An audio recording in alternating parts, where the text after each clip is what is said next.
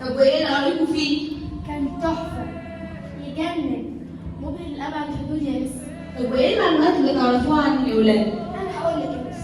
المتحف المصري الكبير يعد من أكبر المتاحف في العالم ومخصص لحضارة واحدة بس، وهي الحضارة المصرية القديمة طبعا، ويقع بالقرب من أهرامات الجيزة.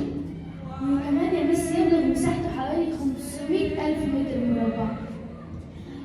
ويعرض أكثر من 50,000 قطعة، ولأول مرة في التاريخ هيعرض مجموعة كاملة لأروع كنوز الملك الذهبي توت عنخ آمون التي تتجاوز 5,000 قطعة، بيضم أكثر من 100,000 قطعة أثرية يا مس.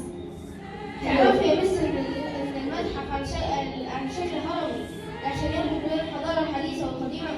حلو قوي، معلومات ممتازة يا ولاد. طب تعرفوا ايه عن الملوك الموجودة في المتحف؟ أقولك يا مس، أنا نفسي أبقى ملكة نفرتيتي.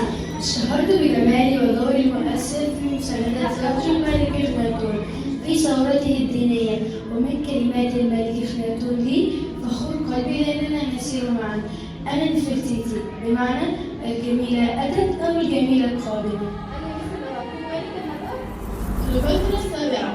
اشتهرت بذكائي ودهائي السياسي وعبر التاريخ والآداب على قدرتي وقوتي في الحرب بجملة درامية تقول: مصر لا تحكم إلا بيدي. أنا مس حكون أنا الملك توت عنخ آمون سيد المتحف المصري، حيث خصصت لي قاعتان كاملتان لعرض أزياء ومقتنيات ذهبية، بما في ذلك التابوت الذهبي الشهير والقناع الذهبي.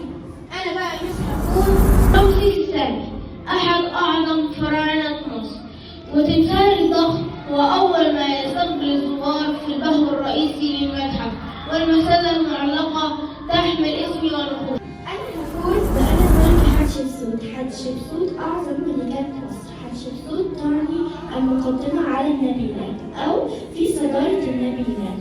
وأنا فرعون الخامس من الأسرة الثامنة عشر. حكمت مصر نحو 22 عاما، وتميز عهدي بالسلام والرخاء والنشاط التجاري والإنشائي الضخم. هذا الصرح الوظيفي لا تشاهد